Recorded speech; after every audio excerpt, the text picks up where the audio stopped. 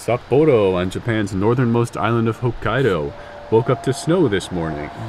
About 8 centimeters had fallen on the city as of 11 a.m.